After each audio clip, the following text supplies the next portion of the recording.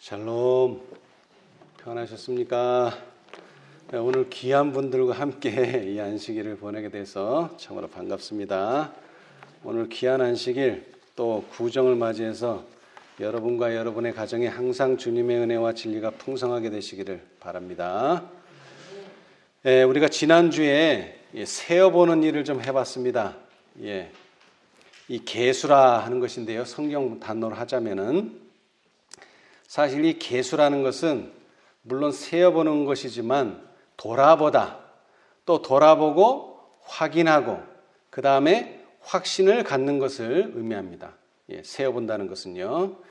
그래서 우리 이 선지자의 말씀에 보면 이런 말씀이 있습니다. 우리가 현 위치에 이르기까지 한 걸음 한 걸음씩 전진하며 여행한 우리의 과거 역사를 회고해 볼 때, 자, 과거 역사를 회고해 본다는 게 뭡니까? 세어보는 겁니다, 한 번씩. 하나님을 찬양하자고 말할 수 있다. 주님께서 행하신 역사를 바라볼 때 나는 경탄과 우리의 인도자이신 그리스도께 대한 확신으로 충만해진다. 우리는 주님께서 우리를 인도해 오신 길과 우리의 과거 역사를 통하여 주신 그분의 가르침을 잊어버리는 것 외에는 미래를 위하여 두려워할 것이 전혀 없다.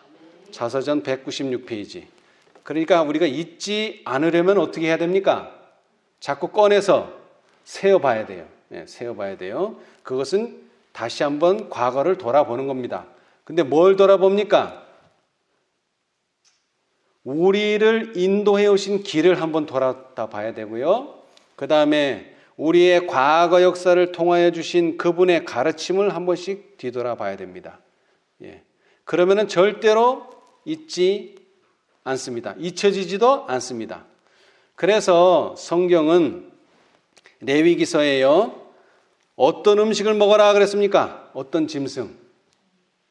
첫째는 굽이 갈라지고 그 다음에는요.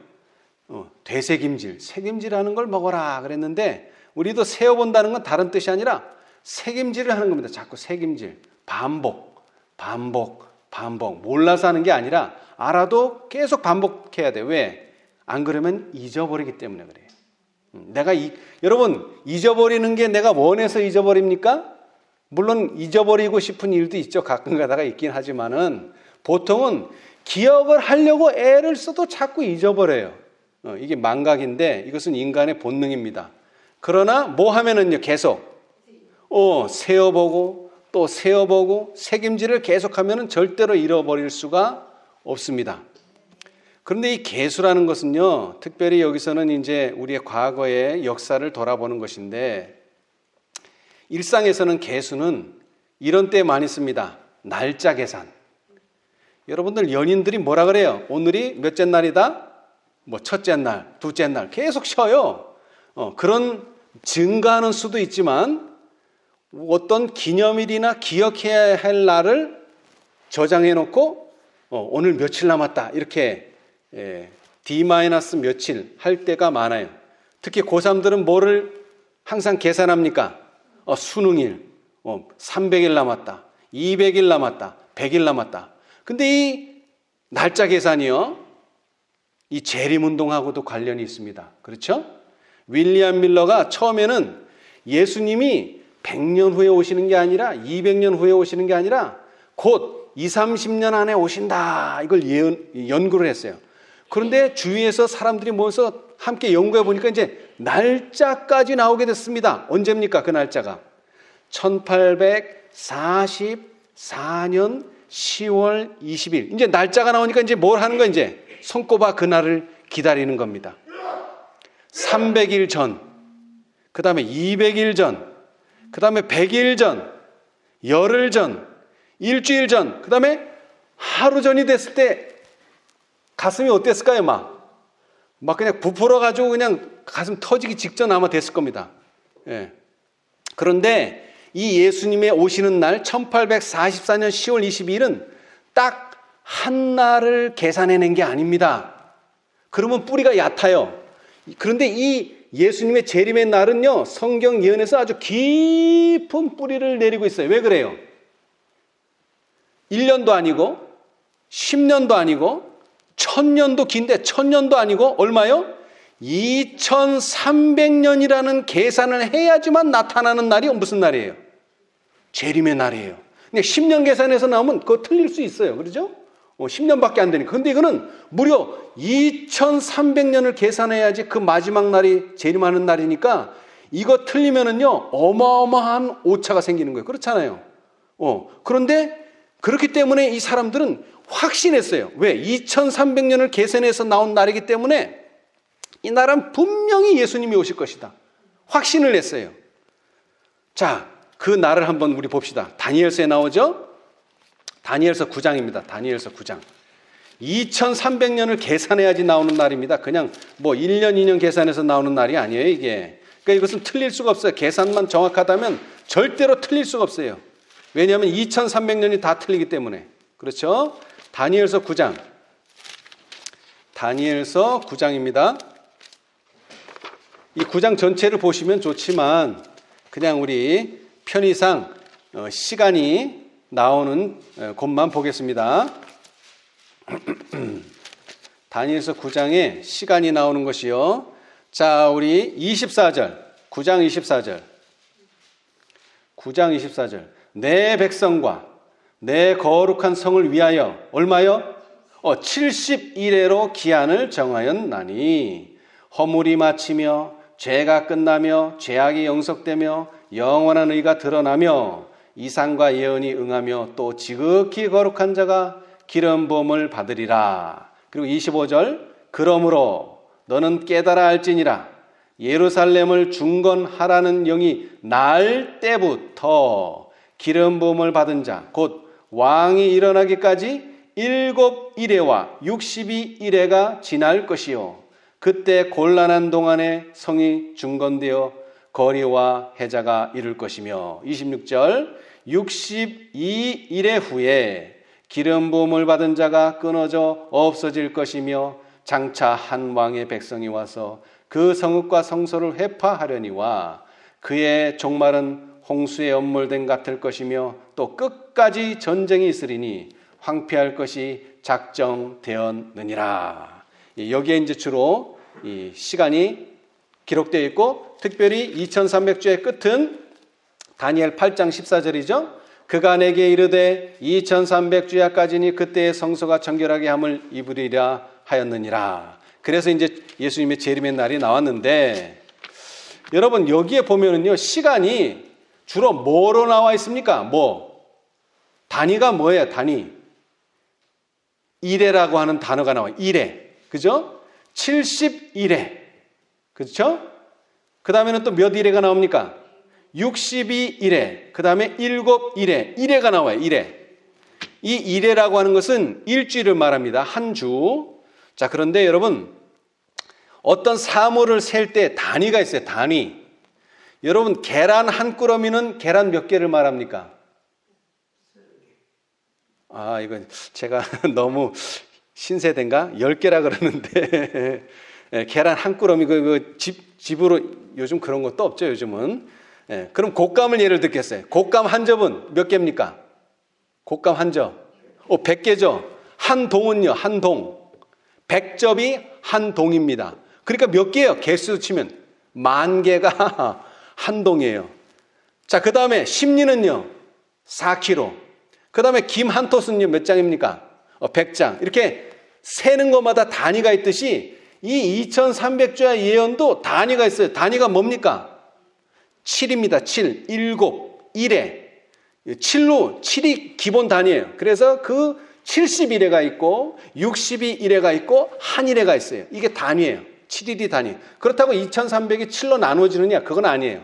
그러나 이 2300주야 속에 있는 모든 그 시간은 이 7이라고 하는 것으로 짝짝 돼 있어요.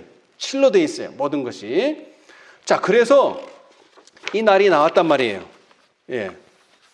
자, 그래서 하루 전날 막 심장이 터질 것 같겠죠. 10월 21일.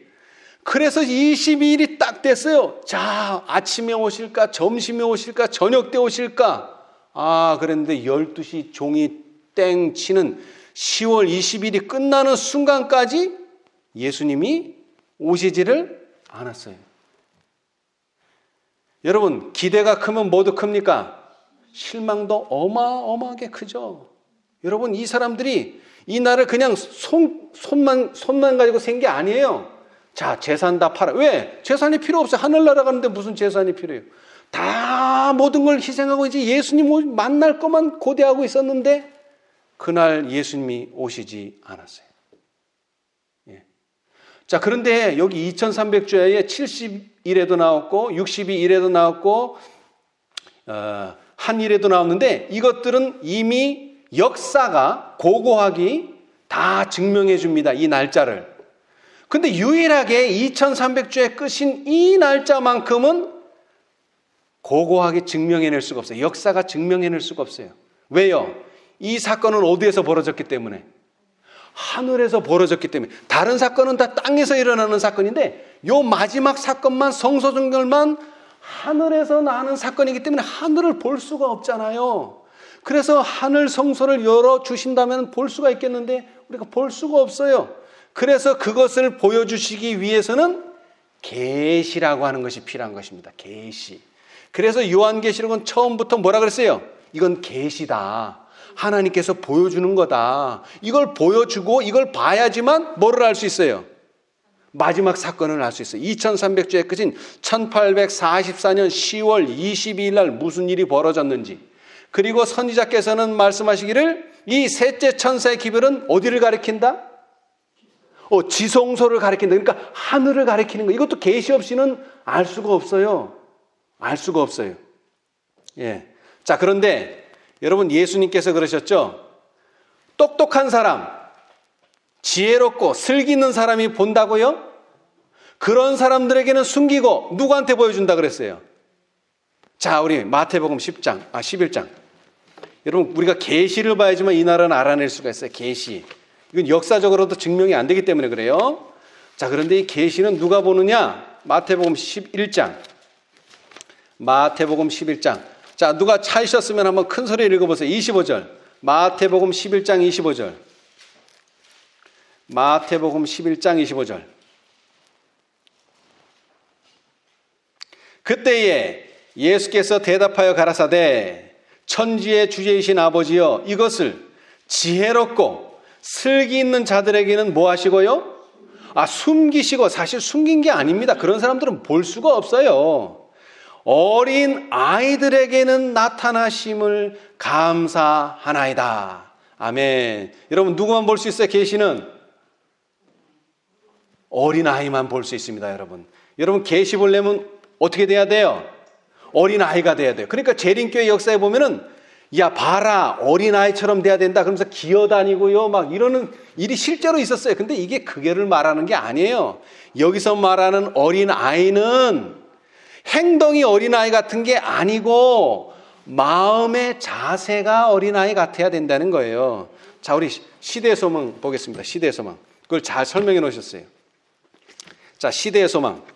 시대의 소망 437페이지. 행동을 어린아이 같이 하라는 게 아니라 마음의 자세를 어린아이 같이 해라. 그러면 그 어린아이 같은 마음의 자세는 무엇이냐? 437페이지. 시대의 소망 437페이지. 437페이지. 예, 구속의 역사 781페이지입니다. 구속의 역사 781페이지. 예수님의 제자들은 자, 437이라고 썼죠? 그 숫자 옆에 첫 번째 문단입니다. 왼쪽에서 위에서 예수님의 제자들은 그분의 나라의 성질에 대해서 교훈을 받는 것으로 넉넉지 않았다. 그들에게 필요한 것은 그 나라의 원칙에 그들을 일치시켜줄 뭐의 변화? 마음의 변화였다. 예수께서는 어린아이를 불러 그를 제자들 가운데 세운 후 그 어린아이를 당신의 팔로 친절하게 안으면서 너희가 돌이켜 뭐와 같이 되지 아니하면 어린 아이들과 같이 되지 아니하면 결단코 천국에 들어가지 못하리라 고 말씀하셨다. 그래서 그럼 어린아이가 뭐냐? 어린 아이와 같은 뭐요? 단순함. 여러분 복잡하게 생각할 거 없어요. 아주 단순하게 생각해야 돼요. 그 다음에는요, 자기 부정. 여러분 애들은요 뭐 이거저거 생각 안 합니다. 오로지 한 일만을 생각해요. 그리고 자기를 잊어버려요. 종종 자기를 잊어버려요. 그 다음에는 뭐예요? 신뢰하는 사랑. 여러분요, 이제 말을 곧 배우고 그 다음에 이제 말을 하니까는 어디 돌아다니면은 이제 위험하잖아요. 그래서 엄마가 니네 엄마 아버지 이름, 그 다음에 네 이름, 그 다음에 주소 잘 가르쳐줘요. 그래가지고 물어보면 대답을 잘해요. 근데 엄마가 시야에서 사라지잖아요. 애가 대답을 못해요. 불안하기 때문에. 여러분 애들이라는 건 이래요. 아주 엄마 아버지를 얼마나 신뢰하는지 몰라요. 그 다음에 그들은 단순해요. 뭐 복잡하게 생각할 줄도 몰라요. 아주 단순합니다. 그 다음에는 자기를 부정해요. 뭐 하라 그러면 막 손발을 뭐 자기 손이 터지는지도 모르고 해요. 그게 어린아이의 특성이에요. 이런 사람들만 뭐를 볼 수 있다고 해요? 계시를 볼 수가 있습니다. 특별히요, 아들을 생산한, 아들을 가진 부모님 중에 믿음이 좋은 분이 한 분 있는데 그분이 마리아예요. 자, 아브라함도 아들을 낳았죠? 자, 그 다음에 마리아도 아들을 낳았죠? 그 다음에 사가랴도 아들을 낳았어요. 근데 이 세 사람 중에 제일 믿음이 좋은 사람이 마리아예요. 왜 좋은가 봅시다. 마리아는 뭐라고 얘기했어요? 누가복음 1장 38절에 주의 계집종이오니 뭐대로? 말씀대로 내게 이루어지다. 그렇게 얘기했어요. 근데 아브라함은 뭐라 그랬어요? 아유, 제가 나이 늙었는데 어떻게 아들을 낳습니까? 그 다음에 사가랴도요. 아유, 제가 어떻게 아들을 낳습니까? 근데 사가랴는 아들 낳으려고 기도도 했다 그랬어요. 그래서 기도 응답을 받았는데도 아유, 우리가 이렇게 늙어가지고 어떻게 낳습니까? 그러니까 너는 앞으로 말하지 마라. 네가 말하면 불신하고 의심만 말하니까 넌 앞으로 말하지 마. 태어날 때까지 너는 말하지 마. 입을 닫아버리셨어요. 그런데 오로지 누구만요? 마리아만 뭐라 그랬어요? 네가 아들을 낳을 것이라 그랬더니 남편도 없는데, 물론 결혼을 했지만 남편도 없는데 주의 계집종이오니 말씀대로 내게 이루어지이다. 이게 어린아이와 같은 믿음이에요. 그의 이 불신은, 여기서 말하는 그는 사가랴입니다. 사가랴의 이 불신은 천사가 그 귀한 기별을 전하였을 때에 주의 계집종이오니 말씀대로 내게 이루어지이다 라고 대답한 나사렛의 처녀 마리아의 어린아이와 같은 믿음과 얼마나 대조적인가. 시대수만 98페이지. 이런 믿음을 가져야 돼요. 이런 믿음을 가지고 이제 우리는 뭐 하자고요? 한번 따져보자는 거예요. 세어보자는 거예요. 계수죠. 여러분 성경에서 계수라는 단어가 제일 먼저 나오는 성경책은 출애굽기입니다. 여러분 이 계수는요 출애굽 경험과 밀접한 관련이 있습니다. 그래서 이 첫 번째 계수가 어디에서 이루어졌느냐면 시내 광야에서 이루어졌어요. 자, 우리 출애굽기를 보겠습니다. 출애굽기. 지난 시간에 한 건데요. 왜냐하면 이게 두 번째 계수이기 때문에 첫 번째 계수를 좀 이해를 하고 넘어가야 되기 때문에 그렇습니다. 자, 출애굽기. 자, 이것이 성경에 나오는 첫 번째 계수이자 출애굽하면서 이제 계수가 시작됩니다. 출애굽기 30장. 출애굽기 30장 11절입니다. 출애굽기 30장 11절. 출애굽기 30장 11절. 여호와께서 모세에게 일러 가라사대 내가 이스라엘 자손의 수요를 따라 조사할 때에 조사받은 각 사람은 그 생명의 속전을 여호와께 드릴지니 이는 그 계수할 때에 그들 중에 온역이 없게 하려 함이라. 아멘. 여러분 계수를 하는데 왜 계수를 합니까? 목적이 뭐예요? 뭐를 없애려고? 그들 중에 온역이 없게 하려 함이라. 여러분 이 속전을 계수해서 속전을 드리는 자들은 뭐가 없다고요? 온역이 없어요. 다른 말로 하면 전염병이 없어요. 병에 걸리질 않아요. 왜? 하나님의 말씀대로 순종하기 때문에. 그래서 40년 광야 생활을 했는데 신발이 닳았다고요? 안 닳았어요. 그 다음에 병에 걸렸다고요? 병에 걸리지도 않았어요. 그런 놀라운 일이 벌어진다는 겁니다.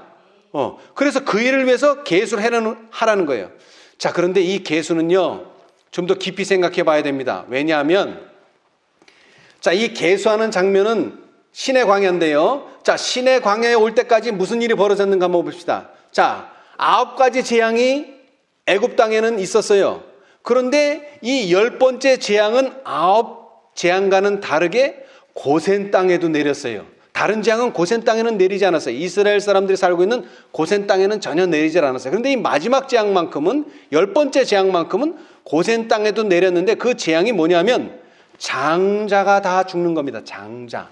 오늘 과정 공부에도 배웠지만 장자는요, 그냥 장자가 아니에요. 장자는 뭡니까? 나의 능력이요, 나의 기력의 시작이에요. 장자가 죽으면 나도 죽는 거예요, 결국은. 예. 그런데 장자가 죽는다는 재앙이에요. 근데 어떻게 이 재앙을 면할 수 있었습니까? 그래서 믿음으로 되는 거 맞습니다만, 믿음을 행사해야 돼요. 행동이 필요해야 돼요. 믿는다는 것을 보여줘야 돼요. 어떻게 보여줘야 돼요? 첫째는 양을 죽여야 되고요. 그 다음에 그 죽인 양에서 나온 피를 문설주가 뭐냐면 이 테두리예요. 테두리. 밑에는 빼고 위에 디귿자. 여기다 뭐 해야 돼? 다 피를 발라야 돼요. 여러분, 피 보셨어요? 여러분, 요즘은 사람들이 식성들이 좋아서 피를 보도 맛있다고 그러는데, 사실은 인간의 본능은 피를 보면 어떻습니까? 자연스럽게 구역질이 나와요. 이게 자연스러운 현상입니다. 근데 그 구역질이 나오는 걸 발라야 돼요. 그리고 더 중요한 건 죽여야 돼요.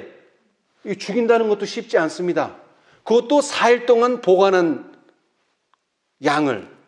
저희 집에도 옛날에 개가 한 마리 있었어요. 그런데 이 개가 너무나 막 활동적이라 도저히 우리 집에서 감당을 못 하겠어요. 그래서 개장사한테 팔았는데, 이 개장사가 데리고 가면 되는데 개가 너무 막 활달하니까 우리 집에서 그 개를 죽인 거예요. 이거는 뭐 다른 사람이 죽이는 거 쳐다도 못 보겠어요. 우리 집 개라. 그런데 4일 동안을 어린 양을 키우다가요, 4일 후에 죽인다는 거, 정이 들었어요. 4일 동안 정이 들었는데 그거 죽인다는 거 그거 쉽지 않아요. 그 다음에 그 구역질 나는 피를 또 문설주에 발라야 돼요. 그런 일을 하고서야 장자가 죽지 않았어요. 그런데 이걸로 끝나는 게 아니에요. 야, 이제 우리 구원받았다고 해서 신나게 나가는데 뭐예요? 앞에 뭐가 보여요?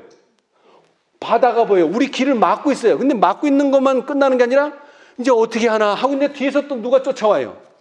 애굽의 군사들이 놔줄 때는 언제 또 쫓아와요. 진퇴양난이에요. 앞으로 갈 수도 없고 뒤로 갈 수도 없고. 그랬을 때 어떻게 하셨어요? 하나님께서 홍해를 쫙 갈라주셨어요. 이야, 그때는 장자만 나는 둘째다 그러면 뭐 해당사항이 있어요? 없어요? 나는 둘째니까 해당사항 없어요. 그런데 이 홍해 앞에서는요, 둘째고 셋째고 모든 그 60만 이스라엘 사람들이, 모든 사람들이 다 죽게 생겼어요, 이제는. 그런데 하나님께서 바다를 열어주셨어요. 그리고 나서 계수가 이루어진 거예요, 이제 신의 광야에서. 그러니까 벌써 2번이나 죽을 고비를 넘긴 거예요, 2번이나. 얼마나 감사합니까? 그렇죠? 예. 그래서 이 경험은 구원의 기쁨을 기억하라 이겁니다. 구원의 기쁨. 첫 번째 계수는 구원의 기쁨을 기억하라.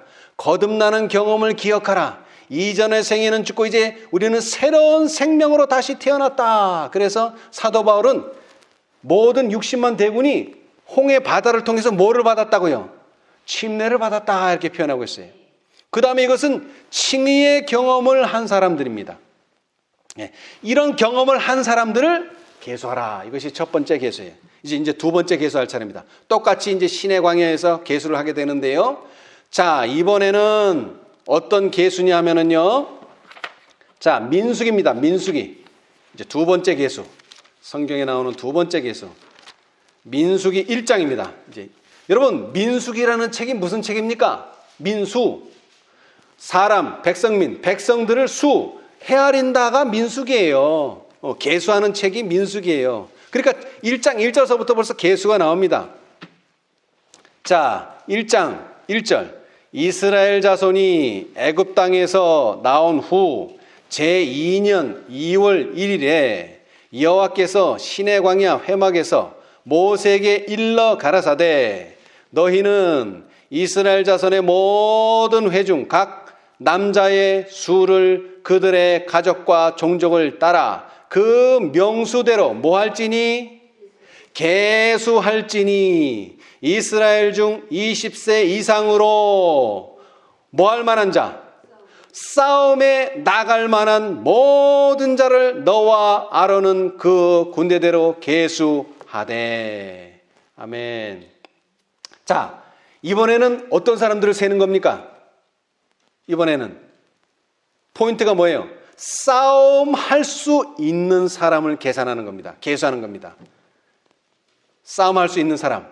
자, 그래서 44절 계수가 끝났는데 보니까 이 계수함을 입은 자는 모세와 아론과 각기 이스라엘 종족을 대표한 족장 12인이 계수한 자라.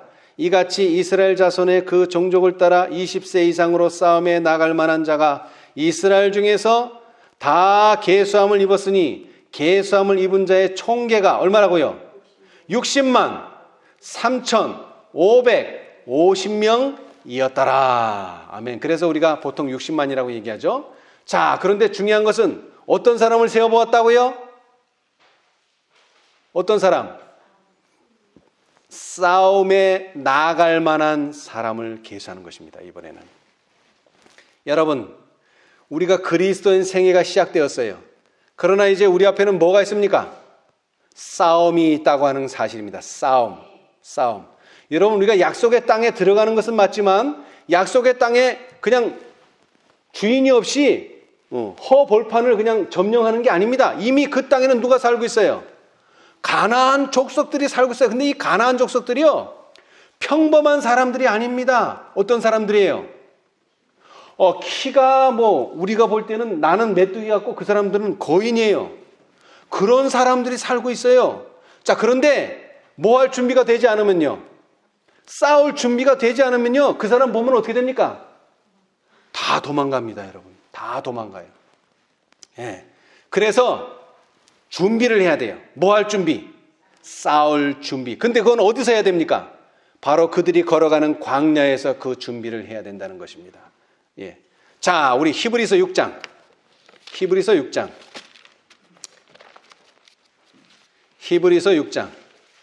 바로 그 싸움을 위한 준비를 한다는 것은 무슨 의미이냐? 히브리서 6장.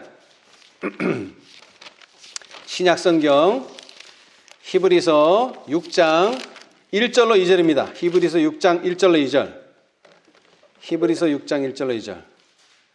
그러므로 우리가 그리스도의 도의 초보를 버리고 죽은 행실을 회개함과 하나님께 대한 신앙과 침례들과 안수와 죽은 자의 부활과 영원한 심판에 관한 교훈의 터를 다시 닦지 말고 어디로 나아갈지니라?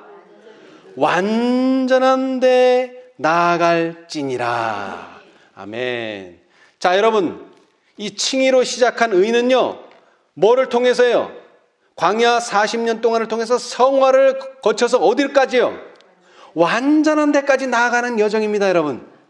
근데 뭐 하지 않고서는, 싸우지 않고서는 완전은 이루어지지 않습니다. 여러분, 싸울 준비를 해야 돼요. 자, 그런데 보세요. 회개와 침례의 경험도 없이 싸울 일은 없습니다. 그 다음에 싸움에 나아갈 준비가 되지 않은 사람은요, 약속의 땅도 없습니다. 여러분이 약속의 땅에 가고 싶으시다면 뭐 할 준비를 하셔야 돼요? 싸울 준비를 하셔야 돼요. 이건 어쩔 수 없습니다. 피할 수 없습니다. 이것이 바로 구속의 경륜입니다. 자, 그런데 싸움에서 아주 중요한 게 있어요. 자, 우리 누가복음 14장. 싸움에서 아주 중요한 게 있어요. 싸우기 전에 우리는 계산을 해봐야 돼요. 자, 누가복음 14장. 이것은 예수님께서 드신 비유입니다. 누가복음 14장 31절. 우리가 싸운다는 것은 받아들입니다. 근데 싸우기 전에 계산을 해봐야 돼요. 31절. 또 어느 임금이 다른 임금과 싸우러 갈 때에 먼저 앉아 1만으로서 저 2만을 가지고 오는 자를 대적할 수 있을까? 헤아리지 아니하겠느냐. 이게 무슨 뜻입니까? 자, 이제 좀 더 앞으로 가서요. 자, 27절. 누구든지 자기 십자가를 지고 나를 좇지 않는 자도 능히 나의 제자가 되지 못하리라.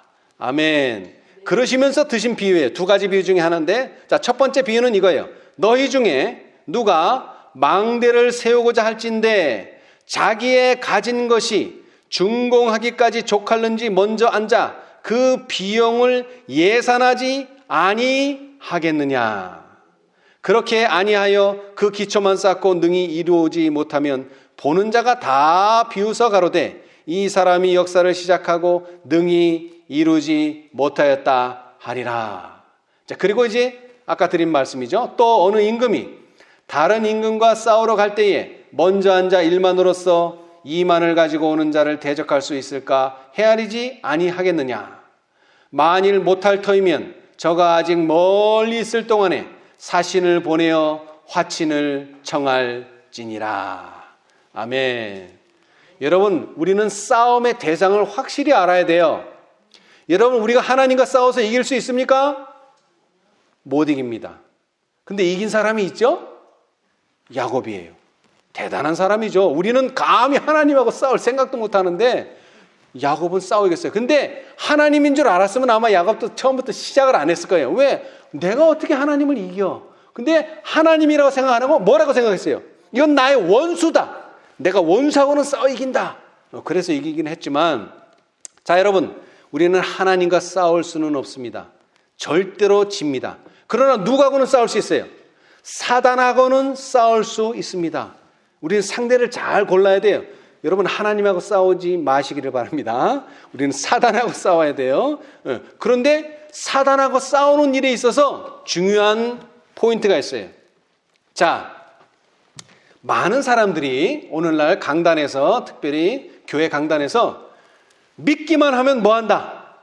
구원 얻는다 말이에요. 그거 틀린 말이에요? 맞는 말이에요? 맞는 말이에요.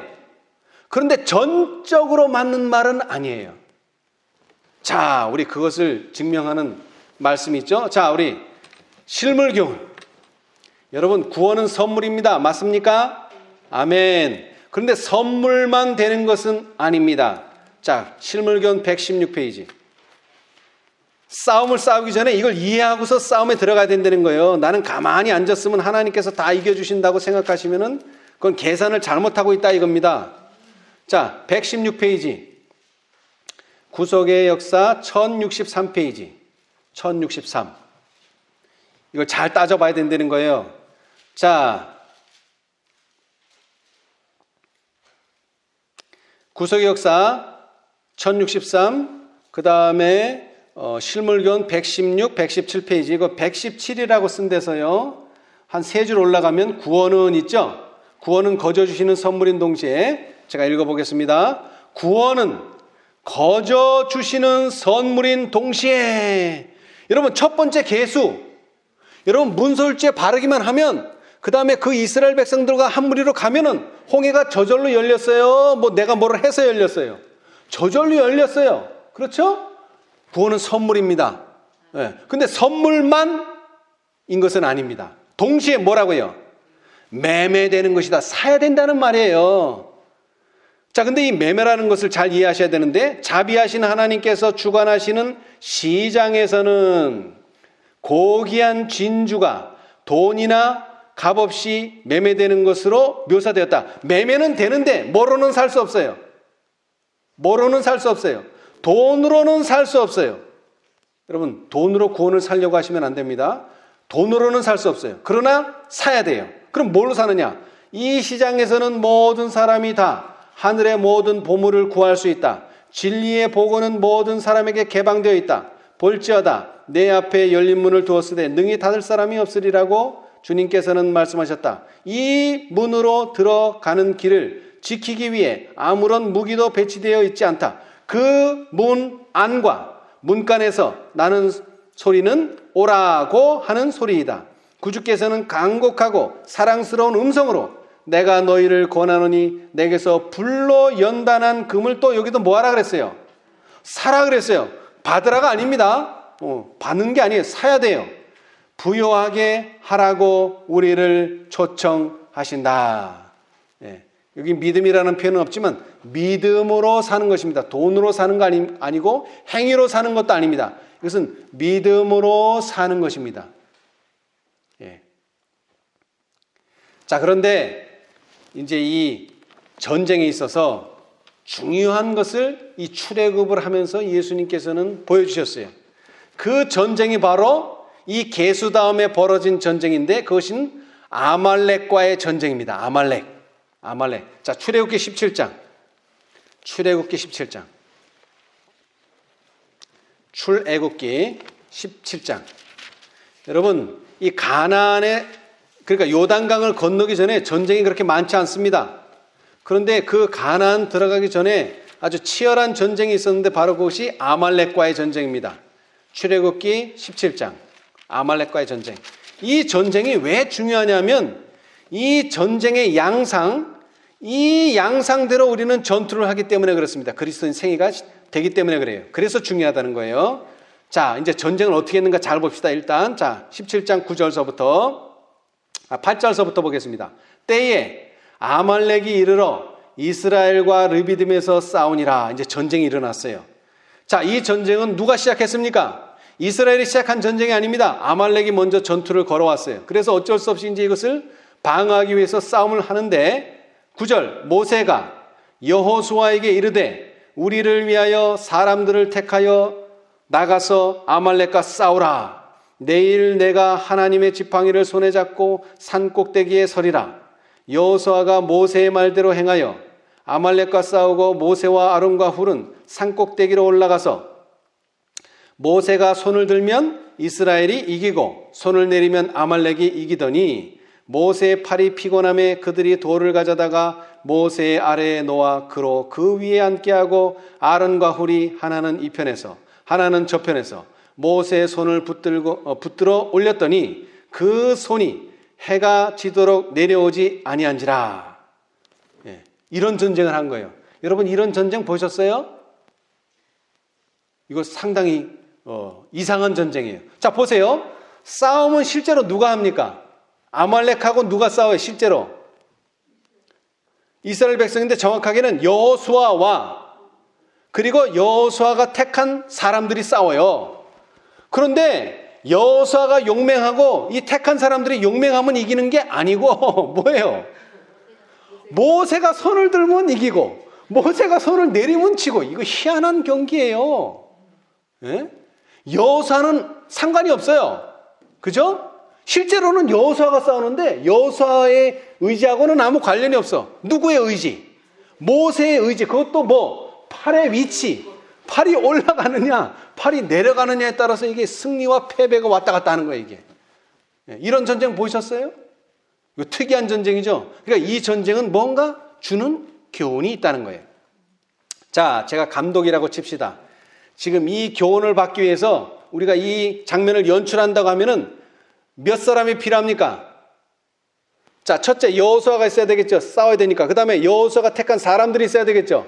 그 다음에 모세가 있어야 되겠죠. 그 다음에 모세를 돕는 아론과 훌이 있어야 되겠죠. 5사람이 필요합니다. 5사람. 5사람이 필요해요. 근데 실제로 싸우는 사람은 누구예요? 여호수아와 여호수아가 택한 사람. 이 2사람이 실제로 싸워요. 그리고 3사람은 이 2사람을 뭐 하는 거예요? 돕는 거예요. 돕는 거. 계시록 14장과 계시록 18장과 똑같은 관계예요. 실제로는 세 천사가 싸우지만 그 세 천사가 이기고 지는 건 계시록 18장에 달려있는 거예요. 셋째 천사가 아무리 용을 써봐야 상관없어요. 그거하고는. 예. 누가? 모세가 손을 들어주느냐 안 들어주느냐. 이게 아주 중요해요. 예. 자, 그런데 모세가 그냥 손만 들면 되지 뭐를 손에 잡고요? 뭐를 손에 잡고요? 막대기가 아니죠. 막대기라 그러면 좀 천하고 지팡이. 예? 지팡이. 예. 거기 보시면은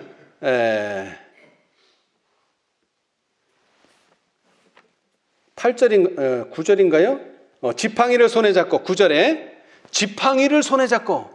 여러분 무거운데 지팡이는 왜 잡아요? 그냥 지팡이 놓고 손만 들면 되지. 예? 손만.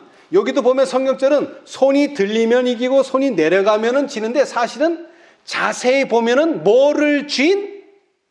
지팡이를 손에 쥔 그 손이 올라갈 때 이기고 지팡이를 손에 쥔 지팡이를 손에 쥔 그 손이 내려가면 지는 겁니다. 사실은 손이 내려가면 지는 게 아니라 지팡이를 손에 쥐어야 되는데 그 지팡이가 내려가면 지는 거예요.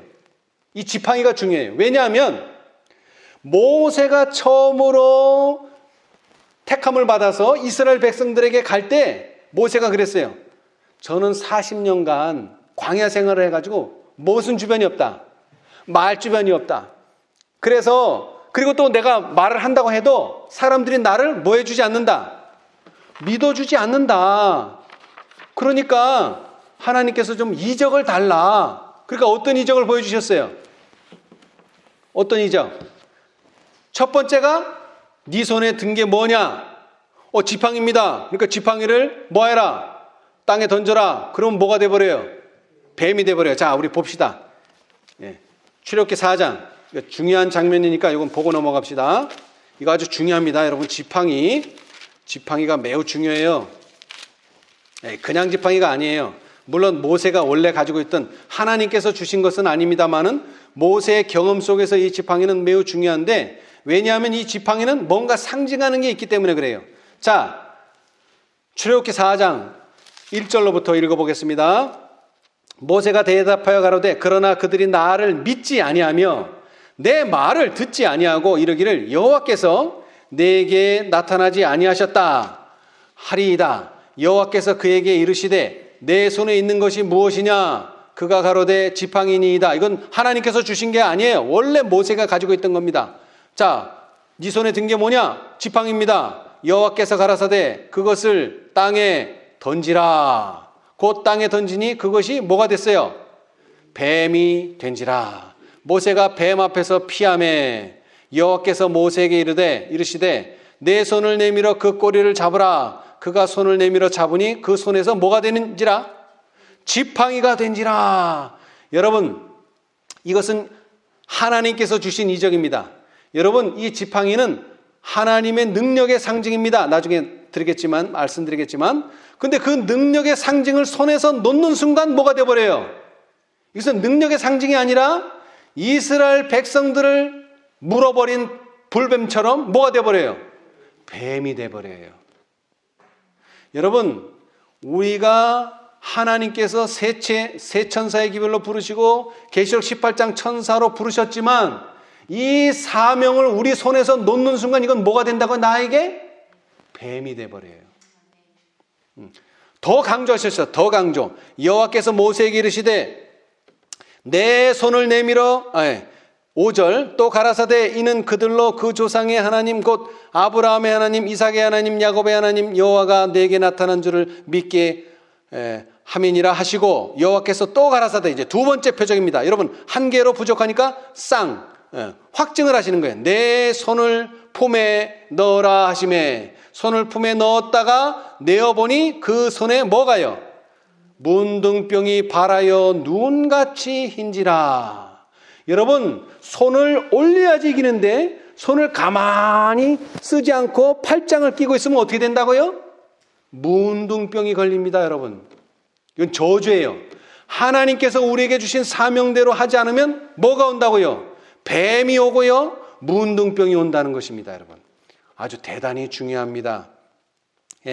그래서 여호와께서 또 가라사대 내 손을 다시 품에 넣어라 하시매 그가 다시 손을 품에 넣었다가 내어보니 손이 여상하더라. 여호와께서 가라사대 그들이 너를 믿지 아니하며 그 처음 이적과 표징을 받지 아니하여도 무슨 이적은요? 둘째 이적의 표징은 믿으리라.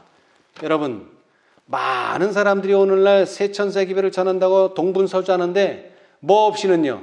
계시록 18장 천사의 도움 없이는요 항상 그것은 우리에게 불뱀이 되고 항상 그것은 문둥병밖에는 아무것도 되지 않습니다.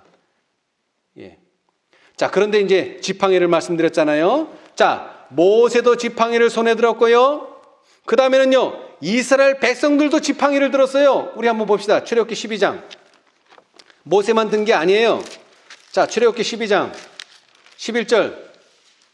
누가 한번 큰 소리를 읽어보세요. 12장 11절. 너희는 그것을 이렇게 먹을지니 허리에 띠를 띠고 발에 신을 신고 손에 지팡이를 잡고 급히 먹으라. 이것이 여호와의 유월절이니라. 아멘. 여러분, 이스라엘 백성들도 손에 뭘 쥐었습니까? 지팡이를 쥐었어요. 여러분, 뭐 허리가 꼬부라져서 쥐었어요? 아니에요. 이 지팡이는 뭐의 상징이라고요? 하나님의 능력의 상징이에요. 이 지팡이가 그들과 함께하는 이상 그 누구도 이스라엘 백성들을 침범할 수 없습니다. 더 나아가서 홍해를 어떻게 갈랐어요? 모세가 그 지팡이로 홍해를 갈랐어요. 능력의 상징입니다. 이것은 우리가 싸울 때요, 우리 힘으로 이기는 것 같지만 사실은 우리 힘으로 이기는 게 아닙니다. 하나님의 능력의 지팡이를 쥐고 있는 한 그 누구도 우리를 범할 수가 없습니다. 그래서 이사야는 뭐라고 말했어요? 오직 시온이 이르기를 여호와께서 나를 버리시며 주께서 나를 잊으셨다 하거니와 여인이 어찌 그 젖 먹는 자식을 잊겠으며 자기 태에서 난 아들을 긍휼히 여기지 않겠느냐. 그들은 혹시 잊을지라도 나는 너를 잊지 아니할 것이라. 내가 너를 내 어디에 새겼고 손바닥에 새겼고 너의 성벽이 항상 내 앞에 있나니. 여러분, 손에다 쥔다는 게 중요해요. 손에다가. 그러니까 우리는 손을 항상 펴서 하나님께서 나를 새기셨지, 하나님이 나와 함께하지, 지팡이를 쥐면서 그걸 기억하시라 이 말이에요. 그러면 우리가 광야 생활에 40년 동안 싸우지만 질 수 없습니다. 여호수아가 잘 싸워서 안 지는 게 아니에요. 누가? 모세가 예수님께서 중보하고 계시다는 거예요. 근데 누가 도와줘야 돼요? 계시록 18장 천사가 도와줘야 돼요. 아론과 훌이 양쪽에서. 그쵸? 예. 그리고 그 손에는 또 여기에도 뭐가 들려 있어요? 모세의 손에도 지팡이가 들려 있습니다. 지팡이가. 예. 그래서 여기 부조와 선지자 있어요. 자, 우리 부조와 선지자 한번 봅시다. 이 지팡이는 권능의 상징이에요. 권능. 하나님의 능력의 상징이에요. 자, 우리 봅시다.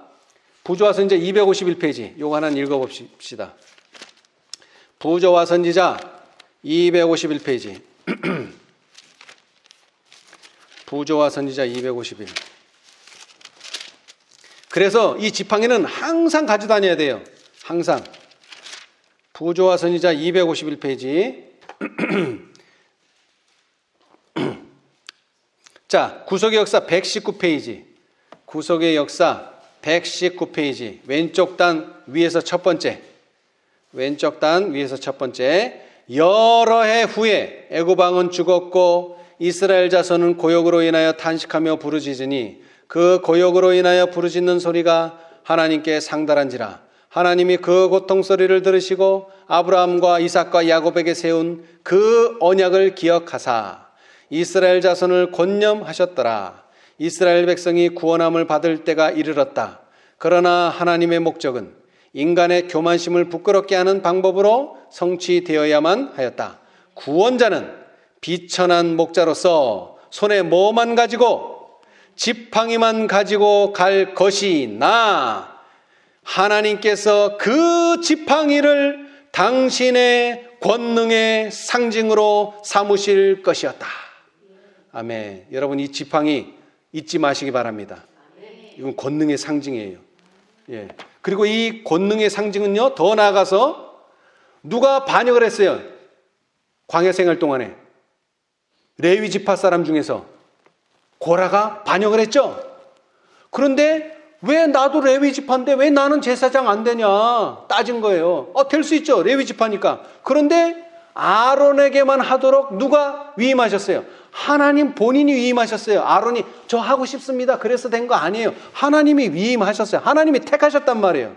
그런데 고라는 왜 나는 안 되냐 이거예요. 스스로 자기를 높인 거예요. 그랬더니 그것을 그러면 하나님이 택한 자와 스스로 택한 자를 어떻게 구분했어요? 그것이 바로 지팡이 가져간 겁니다. 지팡이. 다른 모든 지팡이는 뭐가 안 나요? 싹이 안 나요. 그리고 열매도 없어요. 근데 오로지 누구의 지팡이만? 아론의 지팡이만 싹이 나고요. 싹이 난 걸로 끝나는 게 아닙니다. 뭐까지 맺어야 돼요? 열매를 맺었다는 게 중요합니다. 그것도 하룻밤 사이에 뭐 한 달이 걸린 것도 아니고 1년이 걸린 것도 아니고 고작 하루만 지났는데도 열렸어요. 그런 능력을 누가 가지고 계시다고요? 하나님이. 여러분, 오늘 많은 사람들이 완전해지고자 합니다. 하나님의 백성이 되고자 원합니다. 인침받기를 원해. 완전한 사람만 인침받으니까. 그런데 그게 하룻밤 쌓여도 될 수 있다는 거예요. 그런데 거기에는 뭐가 필요해요? 지팡이가 필요해요. 아무 막대기나 갖다 놓는다고 되는 게 아니에요. 근데 그 지팡이는 어디서부터 생겨났어요? 모세가, 아론이 자기의 생애 동안 항상 믿음으로 살아왔다는 증거예요. 이게 하나님이 주신 거 아니에요. 여러분, 여러분의 생애에서 믿음으로 사신다면 하나님께서는 여러분이 가진 그 지팡이를, 무슨 지팡이가? 권능의 지팡이가 되게 해주십니다. 예. 자, 그래서 오늘의 결론입니다. 자, 이것은요, 사도행적입니다. 사도행적. 이제 열매 맺는 결론. 사도행적 565페이지. 사도행적 565페이지. 사도행적 565페이지. 사도행적 565페이지. 구속의 역사 1359페이지. 여러분, 이 권능의 지팡이만 갖는다면 우리는 어느 싸움에나 이길 수가 있습니다. 모든 싸움에 이길 수 있습니다. 특별히 아말렉과의 전투에서 이기십니다. 그래서 그 전투에서 여호와 니시라는 이름을 주셨어요. 하나님께서. 나를 뭐라고 부르라? 여호와 니시. 니시가 뭐예요? 기. 기가 곧 지팡이입니다. 여호와의 깃발이 너를 항상 도와준다. 자, 누가 싸우라 그랬어요? 모세가 싸우겠습니다가 아니라 하나님께서 싸우라라고 명령하셨어요. 그럼 누가 책임져야 돼요? 하나님이 책임지셔야 돼요. 하나님이. 자, 565 참된 성화는 그 565라고 쓴대요. 참된 성화는 완전한 사랑, 완전한 순종, 하나님의 뜻에 대한 완전한 일치를 의미한다. 여러분, 여기만 봐도 완전히 벌써 몇 개 나와요. 완전한 사랑, 완전한 순종, 그 다음에 완전한 일치 3번 나와요. 우리는 진리에 순종함으로 하나님께 대하여 성화되어야 한다. 그런데 뭐에 어떻게 함으로 우리가 성화됩니까? 진리에 순종함으로 그렇게 되는 거예요. 진리에. 우리의 양심은 살아계신 하나님을 섬기려는 필사적 노력으로 성화되어야 한다. 우리는 아직 완전하지 않으나. 참, 이 말이 너무나 가슴에 와닿죠. 우리는 아직 완전하지 않아요. 자, 그러나 이기심과 죄악에 얽매이는 것을 끊어버리고 완전으로 전진하는 것이 우리의 특권이다. 네. 위대한 가능성들, 높고 거룩한 도달점들이 모든 사람이 미칠 수 있는 범위 안에 있다. 아멘. 여러분, 언제든지 여러분이 잡을 수 있어요. 그 지팡이가 여러분 손 닿는 데 있단 말이에요. 멀리 있으면 우리 못 잡아요. 근데 손 닿는 데 있어요. 이 시대의 많은 사람들이 거룩한 생활에서 더 큰 진보를 하지 못하는 이유는 무엇인가?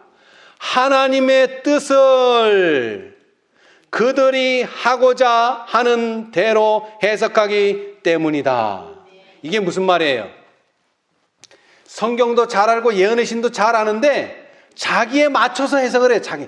우리가 어떻게 14만 4천인이 돼. 그냥 우리는 허다한 무리만 들어가면 돼. 그 자기 맞춰서 생각하는 거예요. 하나님은 지금 어디에 들어오라고 해놨는데 14만 4천인 들어오라고 해놨는데 자기는 겸손하게 우리는 그런 거는 좀 표준이 너무 높고 그냥 우리는 허다한 무리만 들어가지 뭐. 그게 아니라는 거예요. 하나님의 뜻을 그들이 하고자 하는 대로 해석하지 말고 하나님의 뜻이 무엇인지를 배우라 이 말이에요. 네. 우리가 가는 대로 예수님을 끌고 가지 말고 예수님이 가시는 대로 우리는 따라가면 돼요. 그러면 하나님께서 아까 전투 봤잖아요. 싸우기는 누가 싸우는데? 여호수아와 그 택하신 자가 싸우는데 승리는 누구 때문에 일어나요? 모세 때문에 일어나는 거예요. 나 때문에 이기는 게 아니에요. 여러분, 우리가 싸우면 어떻게 이깁니까? 못 이겨요. 근데 누가? 모세가 도와주신대잖아요. 팔을 들어주신대잖아요. 이길 수 있게. 그러면 이기는 거예요. 예. 자, 봅시다. 자신들의 욕망을 따르면서도 그들은 저희가 하나님의 뜻을 따르고 있다고 믿고 있다. 그들은 자아와의 투쟁이 없다. 여러분, 누가 싸우는 싸움에 들어가야 됩니까? 나하고. 여러분, 다른 사람하고 싸우지 마세요. 자기하고 싸우시면 돼요. 자아와의 투쟁이 없다. 이게 오늘날 사람들이라는 거예요. 그러니까 자기하고 안 싸우니까 진보를 못하는 거예요. 자기하고 싸워야지 진보를 하는데, 그리고 거기서 승리해야지 마지막 가나안 땅에도 들어가는데, 한동안은 향락과 안위를 위한 그들의 이기적 욕망에 대한 투쟁에서 성공하는 사람들이 있다. 근데 또 한두 번은 이겨, 한두 번은. 근데 계속 못 이겨. 그들은 성실하고 열성이 있으나 뭐를 안 해요? 계속적 노력과 얼마다? 날마다 죽는 생애와 끊임없는 수고의 실증이 난다. 안타깝지만 우리는 어제도 싸웠지만 오늘도 뭐 해야 돼요? 싸워야 돼요. 날마다 싸워야 돼요. 예. 게으름이 마음을 끌고 이기심을 죽이는 것은 싫은 일처럼 보인다. 여러분, 이거 쉬운 일은 아니에요. 그러나 그리하여 그들은 졸리는 눈을 감고 유혹의 세력에 대해 저항하는 대신 거기에 빠진다. 하나님의 말씀에 제시된 지시사항들은 죄악과의 타협의 여지를 남기지 않는다. 자, 그런데 우리는 이런 상태인데, 우리는 나약해서 힘들고 어려울 때 뭐를 보라는 거예요? 하나님의 말씀을 보라는 거예요. 왜? 하나님의 말씀에 제시된 지시사항들은 죄악과의 타협의 여지가 전혀 없어요. 하나님의 아들은 만인을 당신께 이끄시기 위하여 나타나신 바 되셨다. 그분은 세상을 잠자게 하려고 오신 것이 아니라 최후의 하나님의 도성의 문에 도달할 사람들이 모두 걸어가야 할 좁은 길을 가리키려고 오셨다. 그분의 자녀들은 그분께서 길을 인도하시는 곳으로 따라야 한다. 여하한 안일이나 이기적 방종을 희생하더라도, 어떠한 수고나 고통을 치를지라도 그들은 자신과의 계속적인 투쟁을 유지하여야 한다. 아멘. 그런 사람들이 두 번째 계수를 받는다, 이 말입니다. 네. 자, 그래서 이제 마지막으로 성경절 다 같이 읽고 마치겠습니다. 자, 고린도전서 15장. 고린도전서 15장. 매일 죽어야 됩니다, 여러분. 매일. 어제 죽었다고 끝나는 게 아니에요. 네, 오늘도 죽어야 돼요. 내일도 죽어야 돼요. 네, 죽어야 된다면. 자, 고린도전서. 그러나 그렇게 되도록 모세, 예수께서 도와주십니다. 고린도전서 15장 31절입니다. 자, 다 찾으세요. 다 같이 읽게. 자, 고린도전서 15장 31절입니다. 31절. 자, 시작. 형제들아, 내가 그리스도 예수 우리 주 안에서 가진 바 너희에게 대한 나의 자랑을 두고 단언하노니 나는 날마다 죽노라. 아멘. 우리 여러분, 날마다 죽어서 이 투쟁에서 승리하는 여러분과 제가 되기를 간절히 바라면서 오늘 말씀 마치겠습니다. 아멘. 감사합니다. 하늘에 계신 감사하신 저희들의 아버지, 주님의 귀하신 은혜 가운데 다시금 이스라엘의 경험을 배울 수 있게 해 주셔서 감사합니다. 그들이 참으로 믿음으로 애굽을 떠나 이제 광야의 길에 들어섰지만 그들이 다시 한번 기억해야 될 것들을 가르쳐 주셨사오니 감사합니다. 주님, 10가지 재앙이 유대와 이스라엘 땅에 내렸지만 오로지 믿음으로 전진한 자들에게는 하나의 해도 받지 않았다고 하는 사실을 다시 한번 기억하게 도와주시옵소서. 뿐만 아니라 그들을 맡고 있는 홍해까지도 믿음으로 열어주셨사오니 감사합니다. 이 놀라운 구원을 다시 한번 기억하게 도와주시고, 그러나 이것으로 끝나는 것이 아니라 이제 우리 앞에 펼쳐져 있는 광야 생활은 싸움을 싸워야 한다고 하는 사실을 다시 한번 기억하게 도와주시옵소서. 그러나 이 싸움도 우리만 하는 것이 아니라 하늘에서 우리를 위하여 중보하고 계신 예수님을 다시 한번 기억하게 도와주시옵소서. 우리가 자신과 싸울 때 힘들고 어렵지만 우리 주님께서 우리의 승리를 위하여 두 손을 높이 들고 계심을 다시 한번 기억하게 도와주시옵소서. 그리고 우리의 손에 들려진 이 지팡이에 하나님의 권능이 있다고 하는 사실을 다시 한번 기억하게 도와주시옵소서. 그리하여 이 지팡이로 말미암아 오는 모든 승리로 우리 주님께 영광을 돌리는 우리 모두의 생애가 되게 축복하여 주시옵소서. 또한 뿐만 아니라 이 일을 위하여 계시록 18장 천사가 돕고 있다고 하는 사실을 기억하게 도와주시고 이 천사와 연합함으로 이 모든 도움을 받는 저희 모두가 되도록 축복하여 주시옵소서. 그리하여 우리 주님 오실 때에 기쁨으로 우리 주님을 맞이하는 우리 모두 되도록 하여 주시옵소서. 또 이 자리에 함께하지 못하는 당신의 사랑하는 자녀들 은혜 베풀어 주시고 또 특별히 육신의 고통 가운데 있는 형제 자매들 기억하여 주시고 그들도 이 모든 싸움에서 승리하는 당신의 귀한 자녀들 되도록 축복하여 주시옵소서. 모든 것을 예수님의 이름으로 기도합니다. 아멘.